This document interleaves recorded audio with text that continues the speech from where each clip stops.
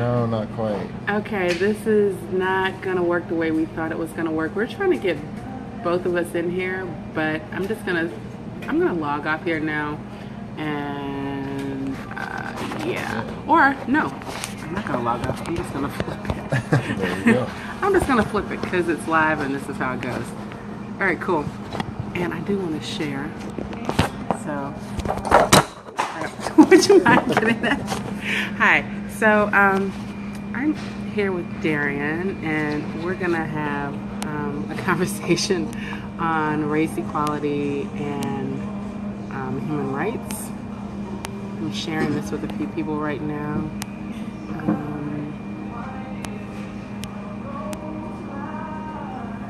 Okay, so, but now that we tried this to get us both in and it didn't work out so well, I'm just gonna focus this squarely on my dear friend.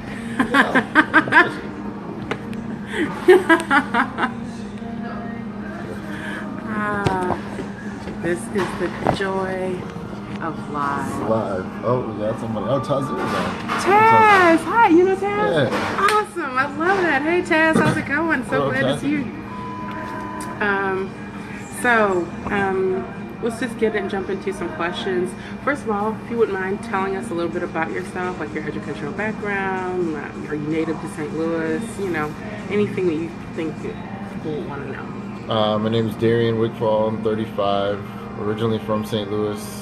Went to Parkway North if you guys want to know the high school information. I got my degree in biology from Mizzou in 2006. And then I worked at WashU in the cell biology and physiology department for about 7 years until we closed the lab. And along that time, I started my own music company called Farfetched. Hopefully some of you know about it. If you don't know about it, go look at wearefarfetched.net.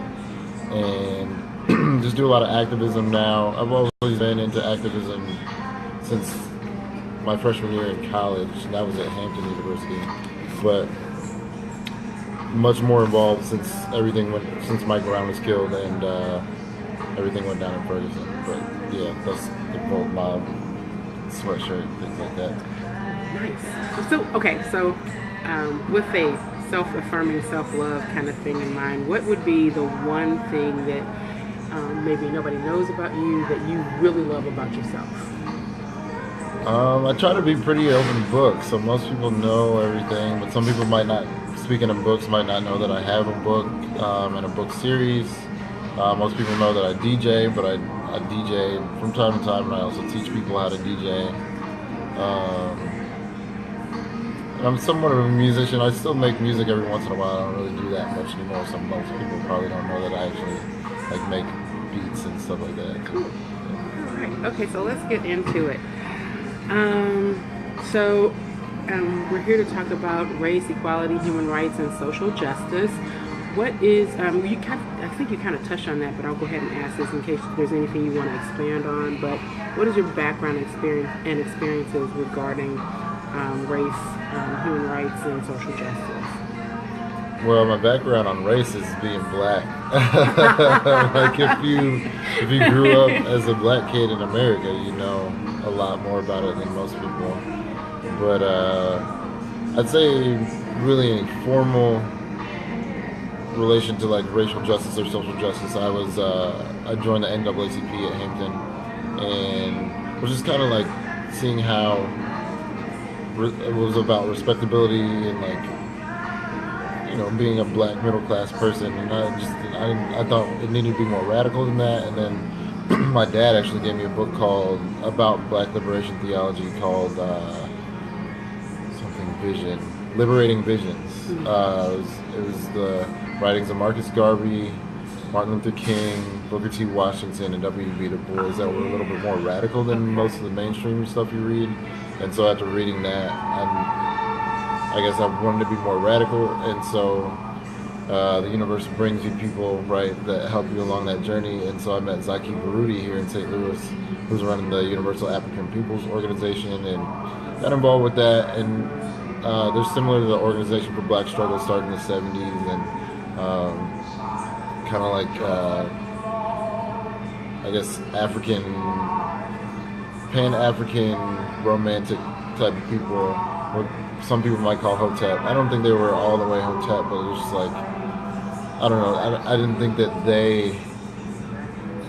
you can't go back, right? Like we can love the culture that we come from, but we can't go back there. Mm-hmm. So like, I was just thinking about, we have to work for a vision of the future that actually works for what we have. Right. And so we kind of grew apart, but they definitely showed me more writings, more teachings that were more radical, and like I picked up on, especially like what Marcus Garvey did was amazing. Like he united at least 1.2 million black people worldwide for the Negro Improvement Association, Universal Negro Improvement Association. So just like seeing how simple messages can unite large groups of people is really where I was at. And then Mike Brown got killed. I was still with the UAPO at that point, but then became more of like, I wanted to explore what different groups were doing.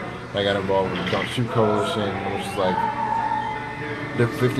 more than 50 different organizations that came together after Mike Brown was killed to basically, be the crisis team. It was like Veterans for Peace and the Palestinian Solidarity Organization and OBS and more, and the Advancement Project and like the Reformed Church. I can't remember the full name, but it was the synagogue and like pretty much any labor unions. All the labor unions were involved, and like anything you could think of where people were doing progressive work, they all came together in this organization. And it's since kind of like fallen away because we're not really in a crisis mode so much as like when it was Mike Brown and then Kajimi Powell and then Von Myers and then again the next year like Monsieur with Ball Bay, and like it was just kept going here, like not other places, just here. And so I think after that kind of not fizzled out, but seemed less sexy and people were kind of burnt out, I think that the organization just kind of like decided to dissolve itself. But still am involved with the artivists. I work with Vega from time to time, and like Mary Higgins or Mary Lotak, and just wherever I can find. Freedom Arts and Education Center, they do tutoring for kids, and Andrew Gibson was a big advocate in the protest days and things like that. So yeah, initial, I guess, like specific occasion was the NAACP, but that turned me off to that, and then like started this whole other grassroots kind of like trajectory in it, and so I still stay involved like that. That's beautiful. That's powerful. I love the fact that there are so many different individual organizations that were coming together for a common goal and a common good. And you said that these things kind of fizzled out. What do you think that we can do to, because in the current climate, there's a lot that we need to still address. These things are still going on, and I don't. When I look at what's going on, like with Standing Rock, I equate that as this exact same thing that happened with Flint, and all of these. I mean, they're the same things. They're all going on with marginalized people, with people of color. How can we, not allow these movements to fizzle out just because the media isn't paying that much attention to what's going on? Because a lot of things that I'm finding out about, what's really going on the ground, or things has actually come from social media, things that are not being reported. And, quite frankly, I don't currently have a TV, which has kind of been a blessing throughout the political process of this last campaign, which I chose to keep it that way. But, but I've had to work to kind of stay informed, and but I've done a lot more reading and a lot more, not just going on these clickbait things. You have to really, because there's so much information on the information highway that you have to be discerning about what it is that you're actually reading. But what types of, how do you, like, for those who want to get involved, and maybe like for me, like I'm really just kind of jumping into my desire to be more vocal, more active, and supportive of different movements. What advice do you have for people like me or similar who don't have a background and don't have a history and are kind of like new on the uptake of all of this? Like, what would you encourage us to do? Well, there's some things that I would encourage that aren't necessarily my strategy. I was actually studying more on Martin Luther King Jr.'s process, and like and John Lewis and all the people that led movements in the 60s. And one thing that I don't see, that I haven't seen in this movement to like any coordinated degree, I think people do read, but like reading Gandhi, reading MLK's words, just like reading about movements that have come before so that you have an arsenal of tools that you can use. But also, I think the main thing to do so that you don't get as burnt out quickly is find something that fits your skill set. So like, I'm not necessarily a protester, I'm not necessarily the person that's going to be out in the street that's going to be a soldier, but there are people like a Vega who's like a warrior that will be in the street and like has her strategies and tactics for that, but like that's not meant for everybody. So if you can find something that fits your skill set within the thing that you're passionate about.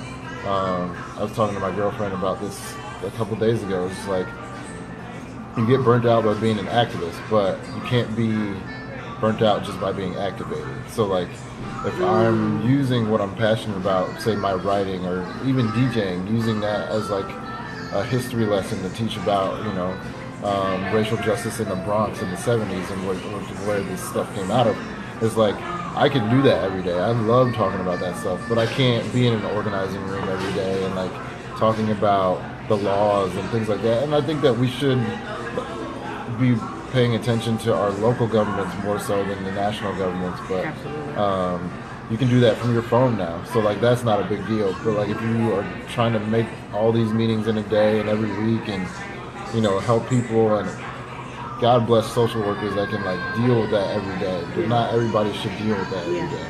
And so I really think that people should find something that fits their skill set that they're also passionate about. If you're not passionate about racial equality, then maybe that's not for you. Maybe you're more passionate about environmental health, but there's a lot of racial justice work that can be done with environmental health, like food deserts, like making sure people get access to fresh foods and stuff like that.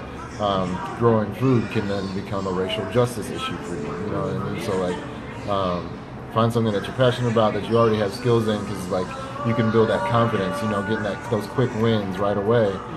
It's just basic psychology. You need those quick wins to like really get galvanized within anything. And so if you don't get that, you just get discouraged again and people back off. So yeah, that's really my advice to people. Sounds like pacing yourself and definitely working within your skill set. Yeah. And honing in on what you're actually passionate about. So you can, it's a marathon, not a sprint, right?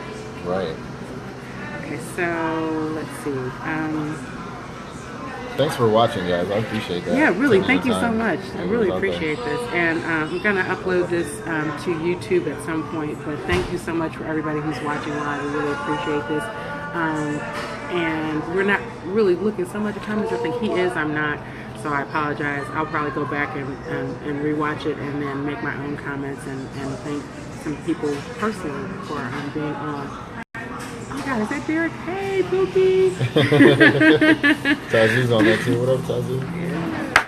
Okay, so how do you define justice? Let's start with that. How do I define justice? I actually just defined it for myself. Do you want to hear my definition? Yeah, can I hear your definition? Yeah, so my definition of justice is the law working equally and responsibly serving all people, regardless of race, class, socioeconomic status, gender, sexual presentation or orientation, spiritual or religious affiliation, or age. I think that's good. Mine would kind of go something along with that. I tend to take a broader approach as far as like law, because I think of like restorative justice within tribal communities. Okay. So I think that justice to me is just like a general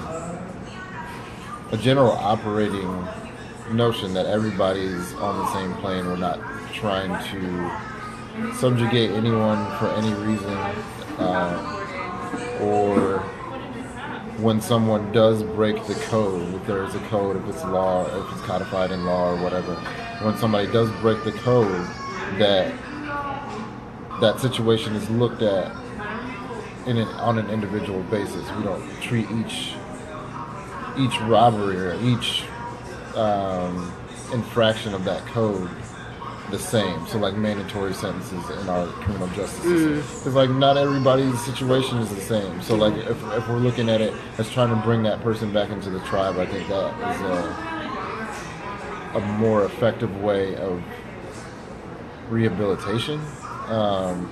Because if we address the person and their issues and why this thing came up, then we're actually building that person up and making them a better person ultimately, and making ourselves better by understanding like a different mentality. Like a lot of people don't understand why crime is so high in black neighborhoods, but if you look at what Carter G. Woodson wrote in The Miseducation of the Negro, he says if you take away a man's means to make a living for himself and also to educate himself, you turn him into a criminal. Regardless of what he wants, he's not a criminal because he doesn't have the tools to express himself, and he also doesn't have the tools to like survive and keep his family alive. Exactly. So he has to either steal or kill to get the things that he needs to survive. And so if you do that, regardless of what color you are, if you do that to anybody, they're going to they're going to use criminal means to get what they need.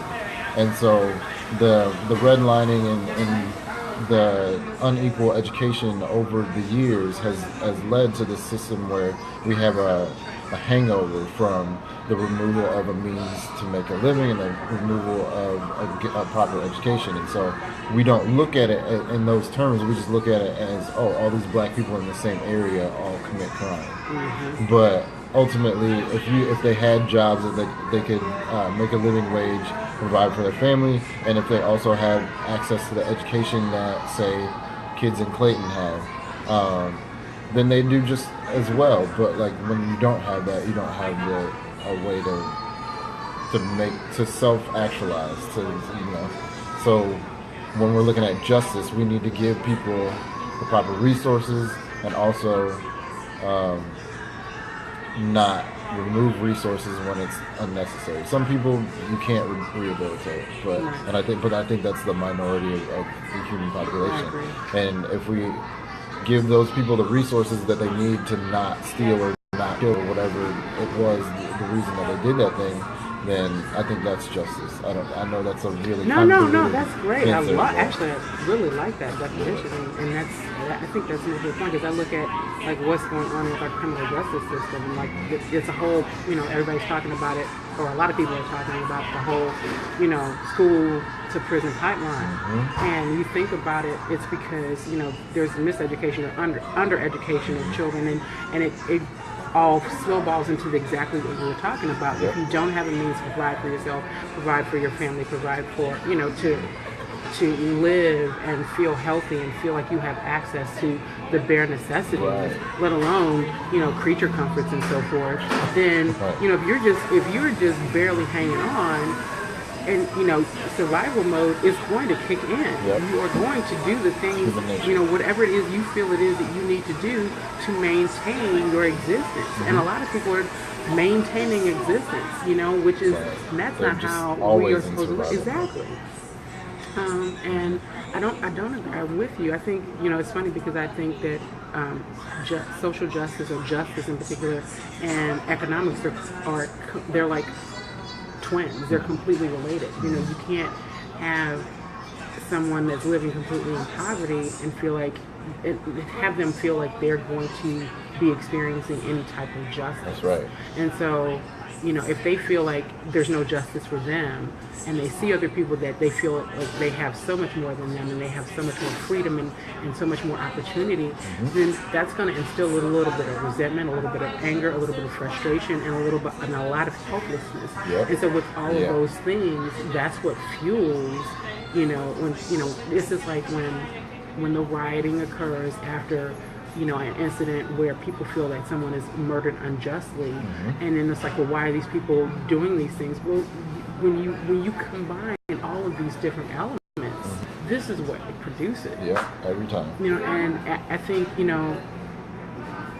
it's like you said, like anyone in their right mind, any human being put under that pressure, under those circumstances, in that perfect storm, would have a similar reaction. I think about, what's her name? I love her to pieces, and I can't think of her name. Jane, the lady did the blue Jane eyes. Elliott? Yeah, Yeah, Jane Elliott. yeah. And I love, like, that is a very telling experiment. And she did that right out right in the aftermath of Martin Luther King's assassination. Which I have actually just come to understand that, what I thought was the reason behind his assassination is probably not the reason behind his assassination. Everybody thinks that it was because of the civil rights movement, but he was really talking about, the economic justice issue. And he had just given a speech on that. Please go and look this up, because I did, and I was like, what? Mm-hmm. He had just given a speech on that, and the next day he was assassinated. I do not think that is happenstance. No, they were okay with placating black, in my opinion. This is not not historically fact, but in my opinion, they were okay with placating black people by giving them a couple laws. I mean, like, okay, now you have equal rights. But when he started talking about uniting all the poor people and basically advancing the labor movement to a place where, like, they couldn't have been able to break them apart like they're doing now, then they were like, well, that can't happen, because then the people at the top start to get closer and closer to the bottom. And as far as they were concerned, they wanted to keep the status quo. This is like people like the Rockefellers and stuff like that have interest in the cornering market on steel or coal or whatever it is.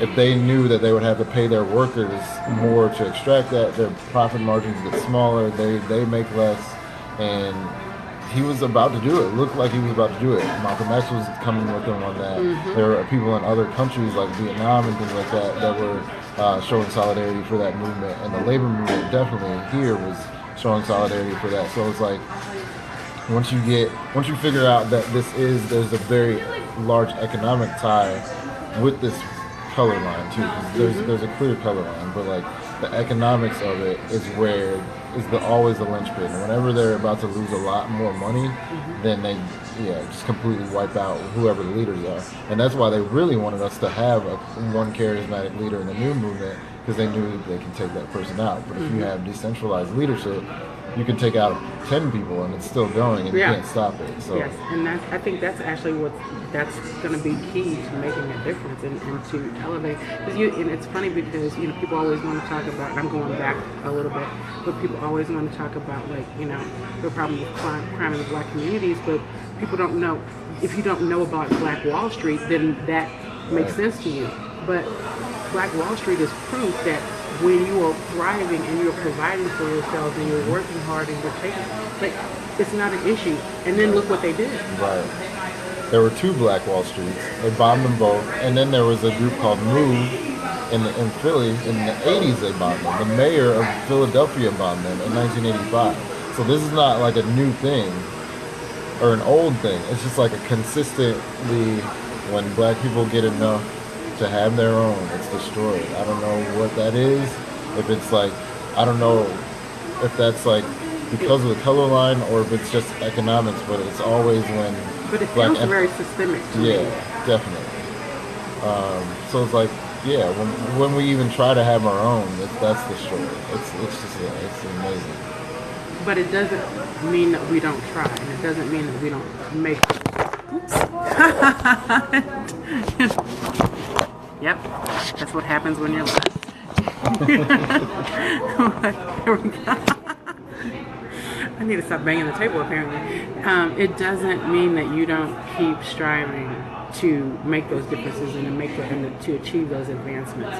It's just that you have to be conscious of, where you are, what comes with it, who's around you, and it's not to be paranoid, because, I'm thinking about, like, everything that's happened with the election of Trump, and I know a lot of people are really terrified, and I had my moment with that, but I also kind of had a come to spirit moment of, I'm not going to allow myself to be terrified by this person and this situation. And in a lot of ways, I think that as horrible as I think that this, because I have a whole conversation about a myriad of reasons why this is not the individual that should have been elected. And I know there are people across the board that have, dislike for everyone in the process at this point. But when you have someone, in my opinion, who is backed by the KKK, I'm like hearing this music really, it sounds like it's like right here.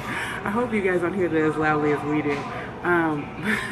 But when you have someone, a candidate who was actively, the Klan was leading the charge to get out the vote for an individual. That's a problem. That is a glaring statement to me of what they think this person is about. And so, I find it really interesting. A lot of people are saying, "Oh, well, just give him a chance. Just give him a chance." A chance to do what? He has throughout his campaign shown us. What did Maya Angelou say? If people don't show you what they are, believe them the first time. That's right. Seriously, I believe you, dude. I believe you. Yeah. I believe you are. Is very telling. Yeah. So what am I giving you a chance to do? No, I'm not giving you a chance to do anything, dude. Not you, because it doesn't look good. You're showing me. Yep. You're not. Yep. You're already showing me. Yeah, not even being. You're not even inaugurated. Yeah. And here you are. These are the moves that you're making. Yeah. You're clearly making moves against people of color. And other people, because the Klan, they're not just against white people. But that's the consistent thing throughout. Like we just thought it had gone away. Oh yeah, and that was my point is, for better or for worse, I think that Trump winning the presidency is, if not all of the veils, because I don't think it's all of the veils off of the eyes of people, but it has removed a layer, and you can no longer look at this and say, oh, this is not a problem. If you can, then you're part of the problem. Yeah. Like, seriously. Yeah. Like, there's no two ways about it in my mind. If you cannot look at this and say, oh, wait, this is a problem, you're part of the problem. Well, it's funny you say that. I was watching a comedy special. In my opinion. In my personal opinion. With Michael Che the other day on Netflix, and he just put it so. I love how comedians do this, and he just put it so simply. He's like, gay people are fighting for like equal rights, right? And then like, it's so weird to think that we live in a place where I can go up to somebody and be like, yeah, I want equal rights for everybody, and some people can just be like, nah, I'm not with that. Like what? Like what? Right. And then he took it back even to like black people fighting for civil rights, like just be civil, which is crazy to me too. But some people don't realize that they're against it, but they are. But they are, exactly. And that's the thing. And I think this is the conversation that I want to engage more people in, is that, because here's the question that I'm going to pose to me, to you, to everyone that's watching now. I've heard people say this a lot or ask this a lot. Do you think that every supporter of Donald Trump is a racist? Hardline, no. However, if you can wholeheartedly throw your support and vote and stance behind an individual who has said the things that he has said throughout his campaign about blacks, Muslims, gays, people with disability, like you pick any women, just everyone that doesn't look like him. Right. Every single person that doesn't look like him, move like him, behave like him, think like him. You're standing with oppression. Because that's clearly what he stands for. Doubling down on it. And doubling, tripling down. He's got like the monster of all, and what infuriates me, what really, really, really upsets me, concerns me, and really just pisses me off, quite frankly, is when people want to call the Black Lives Matter movement a hate group, which it has been proven not to be, but they don't seem to equate the Klan with being a hate group. Or, No, it's the call out. It's the call out. It's the difference between. It's the difference between Wall Street and Black Wall Street. When white people have it, white people are all about it. It's great. Who cares what they're doing behind the scenes, whatever their real motives are. But when black people have it, that's not your place here. It's that thing every single time. It doesn't matter what it is. Like, and how do we move beyond that? Like, what do we get to do to transform that? Because clearly this is not a conversation that's going away, but it's not a conversation I'm willing to allow to stand. And I know that there are a lot of people that, and I believe in like what you focus on, you create. So what is it that we are focused? How do we focus our minds and our actions and our behaviors and our, and our actions in a manner where we get to shift the narrative and create a new reality? Because that's it. I mean, that's where I am right now. It's like, what do we do now? Like, what are we going to do that actually makes a difference? For me, the only answer that I continue to come back to is radical integration.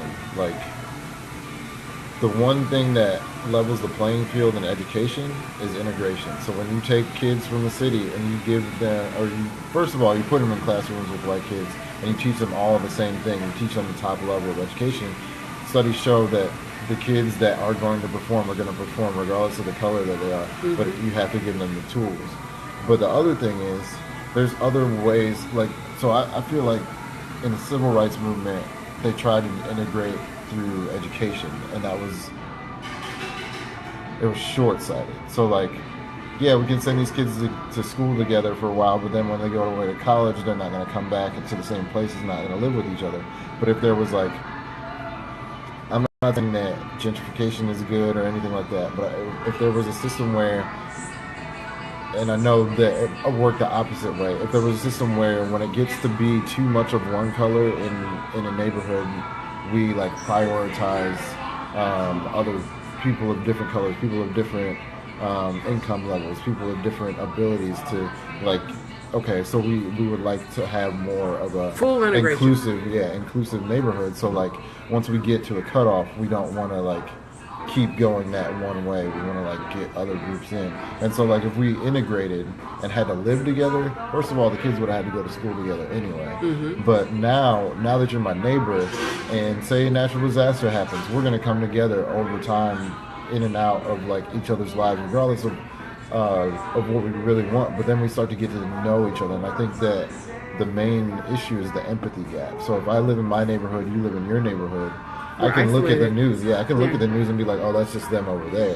I don't feel like, oh, that's my neighbor Frank. Like, if I know somebody, and what I've noticed throughout this movement is when older white people have had a friend who's black, or like have children or like nephews or whatever, because maybe of interracial marriage, they tend to be more empathic towards young black boys. And so until they feel like that could be my son or my friend's or my son's friend, or like, or somebody, or my nephew, or somebody in my family, or somebody that's close to me, they don't feel that empathy, that they don't feel that same, like, you look like me, you talk like me, that kind of thing.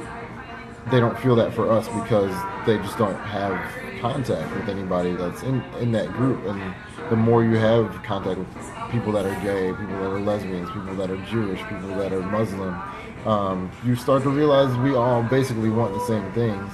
We just have different cultures, and then we start to embrace those cultures, I think, because like, people that have been able to keep their culture over time, it really is like a benefit for me to know about the Quran, and like for me to know about Chinese New Year, and like for me to know about these things, because it's like, I don't know, it benefits you to know things outside of what you already know. Yeah, it's a life grow enrichment. as a person. Yeah, it's life enrichment. So like, if we have radical integration where we are all living together, and I see this kind of in South Grand because there's an international population there that's just like completely mixed up. But like, neighbors helping neighbors carry water to the garden in the backyard. You see that a lot more in like cultures that haven't gotten as complicated as ours. But once we integrate, the better off we are with everybody. Because like, yeah, you have an example in your hand, and that's how the brain works, right? It's like, if you don't have an example in your brain already, reference it doesn't point, right. reference point, then you don't have, it's just like, oh, I don't know. So brain would rather opt out than to like do the hard work of trying to figure it out without like the subject matter they're working with. So I think, and I've said this too, I think that a lot of people, they fear the unknown. If it's unknown to them, it's unfamiliar, then they're less likely to engage. They're less likely to defend. They're less likely to, like you said, like associate or connect with or be empathetic with someone or that's other, you know, because it's not me. I don't know you, you know, and I think that's a very American thing, you know, to and there's there can be necessities for kind of for a certain level of having your guard up. That being said, we are all human first, period. You know. Speaking of which, let me see. I need to know what time it is. Do you know what time it is? Sorry. 5:40. Okay, cool. I'm actually supposed to meet someone at 6 o'clock, so we're gonna wrap this up real quick. Let's we covered a bit of what I wanted to cover, so this is really good. And I would like to engage with another conversation. And anyone who's interested in engaging in these type of conversations with me, I would request that you reach out to me. There are some of you that I've already reached out to that will be doing this shortly, and there are others of you that I will be reaching out to as well. But definitely, if you'd like to have a conversation like this that everyone can participate in, I would love that. So please reach out to me. Final question. I'll toss it to you. What would you like to considering that we want to end on a positive up note, what would you like to be like the final thought out of this conversation? Final thoughts of for the today. Conversation. Yeah. For today. For today. Don't give anybody any more power than they deserve. Like Donald Trump, I was down about that too for a while. But then I realized that if I cower and don't do anything and just like let it happen, kind of like give him a chance or whatever, then I'm giving him more power than he's worth. I don't know him personally. He doesn't know who I am. He doesn't know what's going on in St. Louis. He doesn't know the environment here or the political landscape or anything like that. But there are clear and defined changes that need to be made in St. Louis that I can have an effect on that Donald Trump will never even see, but will affect me way more than his presidency will. And so I think that if we're all looking at the situation in the world right now with Donald and Russia and China and all that kind of like as doom and gloom, then we give them too much power.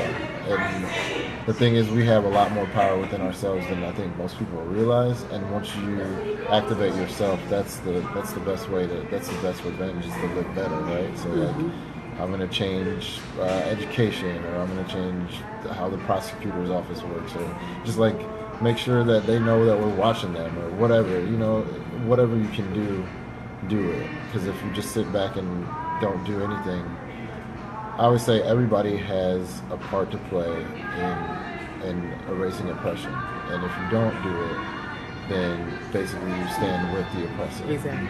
And if we all stand against oppression, it would be eradicated tomorrow. You know what I mean? But everyone has to stand. Yeah, everyone has to stand at once and do their part. And consistently. Yeah. It has to be consistent. And I think what I heard in what you were just saying is, it's not. And you said this actually flat out earlier. It's not about who's at the top as far as who's the president's concerned. It really is about on the ground, grassroots, in your community, what's going on at the local level, and being involved. So many people, and I was very guilty of this for many years, of just being focused on the general election and not the primaries, because I didn't think that the primaries mattered. Now I really get how much the primaries actually matter. And we all make a difference. I think about what happened with Bruce Franks, and like that was amazing. Like and to go back and have that special election and win by a landslide, when there was always already the discrepancy there, and already the thought that he had actually won. To then go back and go, okay, we're going to do a special election. Boom. Here it is. The people spoke, and the people spoke loud. That shows that you actually have a voice. You actually make a difference. And people who set out these elections or vote for freaking animals. Write-ins? Okay, fine. Harambe, who was like what was the third or fourth? The chimp? What was it? The chimp or the dead gorilla? They voted for a dead gorilla. Look. in my opinion, in my strong opinion, that is a wasted vote. That makes no difference. And I get, if you didn't like Hillary, you didn't like Trump, fine. But choose someone who's actually engaged in the process. Yeah. Exactly. I could go for a third party write in or vote, but a freaking dead gorilla, give me a break. Like, what does that actually say? Joke it is but that shows that really, to me, I think that's a whole other conversation. That just smacks of a lot of entitlement that a lot of us don't have. Yeah. Really. Okay, I said happy note. We're gonna end on a happy note. So, but I say all that to say, like, there are different organizations that you can get involved in. If you don't really know about things, I'm going to post some things. I posted a link for the ACLU earlier today. Get involved with the League of Women's Voters. They have a wealth of information. You can find out about different people on the ballot. Different people that are running for office. They do a lot of hosting of town hall meetings and so forth with candidates. And I will continue posting information to share with people who want to get involved but don't know how to get involved. Like you said, I'm not a boots on the ground girl. I'm not going to be waving banners and doing all that. But I'm a talker. So this is why I decided to choose this platform to say something. And I appreciate everybody who's on tonight. You could have spent your time doing a lot of different other things, but you chose to be here with us in this conversation. We both appreciate you greatly. And stay tuned. There will be more to come. Thanks again for doing this with me. Appreciate you so much. All right. Love you guys. That's it. Peace. Bye.